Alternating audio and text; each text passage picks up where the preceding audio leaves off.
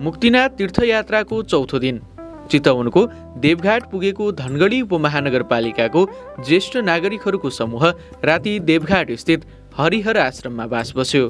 तीर्थ दर्शनको 5औं दिन ज्येष्ठ नागरिकहरूले देवघाटमा बिहानै स्नान, तर्पण र प्रीति श्राद्ध गरे।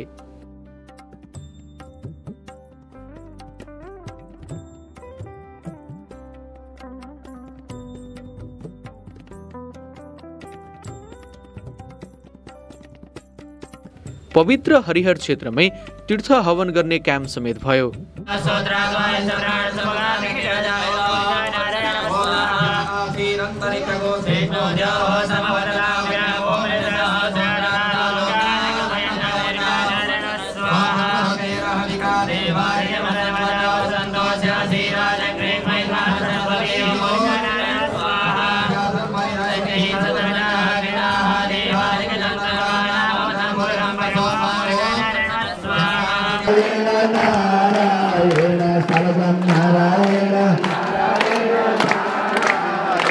तीर्थयात्राको जिम्मा लिएको धनगढी स्थित लक्ष्मीनारायण मन्दिरका व्यवस्थापक हरिप्रपन्न नेउपाने सहितको गुरुहरूले यात्रा अवधिभर शुद्ध खाने पिने र सहज बस्ने व्यवस्था मिलाउन कुनै कसर नराखेको भन्दै तीर्थालु ज्येष्ठ नागरिकहरूले खुसी व्यक्त गरेका छन्। रमाइलो भएको छ यहाँ, धेरै रमाइलो। हामी वृन्दावन गयो, कहाँ कहाँ पुग्यो, यस्तो रमाइलो भएको थियो, यति रमाइलो लाग्यो मलाई। जेठ 2 गते धनगढीबाट मुक्तिनाथका लागि प्रस्थान गरेको 193 जना ज्येष्ठ नागरिक सहितको टोलीलाई मुक्तिनाथ दर्शन पश्चात पोखराको विन्ध्यवासिनी भगवती मन्दिर दर्शन गराउनुको साथै फेवातालको समेत अवलोकन गर्न लगाइएको थियो। मुक्तिनाथ जाँदा बाटोमा पर्ने पवित्र सालग्राम सङ्ग्रहालय र मन्दिरको समेत दर्शन गर्न लगाइएको थियो।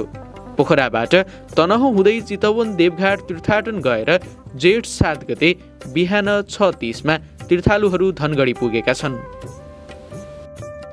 जीवनमै पहिलो पटक आफूहरूलाई धनगढी उपमहानगरपालिकाले मुक्तिनाथ र देवघाट तीर्थाटन गराएको भन्दै ज्येष्ठ नागरिकहरूले धनगढी उपमहानगरपालिकाको प्रशंसा गरेका छन्। हाम्रो धनगढी नगरपालिकालाई धन्यवाद। हाम्रो भ्रमण राम्रो सफलता भयो।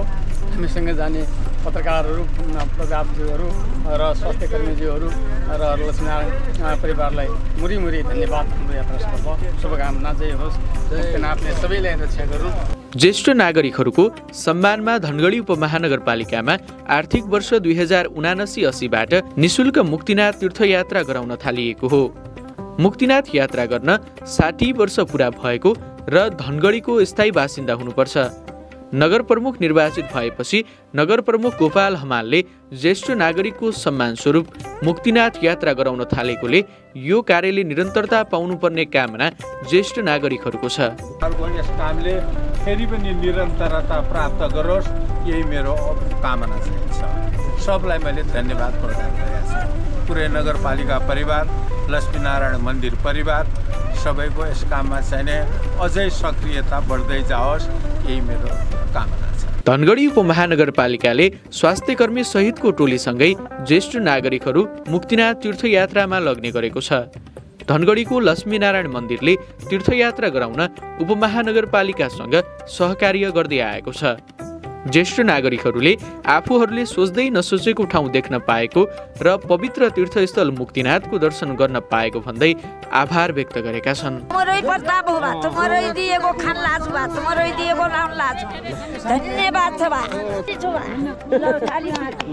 धनगढीदेखि आएसम्म अहिलेसम्म कुनै असुविधा नभएको, हरेक ठाउँमा यो टिमले हामीलाई दर्शन गराएको हामी अझ पनि खुसी छौँ। अझ पनि यसरी निरन्तर रहिरहोस् भन्ने हामीले आशा गरेका छौँ। हामी कहीँ भोका पनि रहेनौँ। हामीलाई ठाउँ ठाउँमा नास्ता पनि खुवाए। विभिन्न किसिमले यो यात्रा एकदम हाम्रो सफल रहेको छ। मेरो धेरै धेरै यहाँहरूलाई धन्यवाद छ। साथै नगरपालिकालाई पनि धन्यवाद छ भन्न चाहन्छु। बाबु राम्रो लाग्यो, बाबु ठिकै लाग्यो, राम्रो लाग्यो।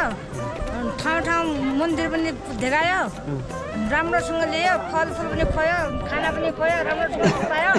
हाम्रो टिमले धेरै राम्रो गर्यो। तिमीलाई धेरै धन्यवाद छ। नगरपालिकालाई धेरै धन्यवाद छ बाबु। राम्रो छ, यसै सधैँभरि होइन। टिममा आएको विषयमा बहुत धन्यवाद छ। आज उमेर 84 वर्षको भएँ, यहाँ आउन पाएँ। हजुरहरूको कृपाले बडो आनन्द लाग्यो। उपमहानगरपालिकालाई धन्यवाद दिँदै आज यो भगवान चाहिँ मुक्तिनाथको चाहिँ दर्शन गर्न पाइयो। यसमा जय जय छ। मुरी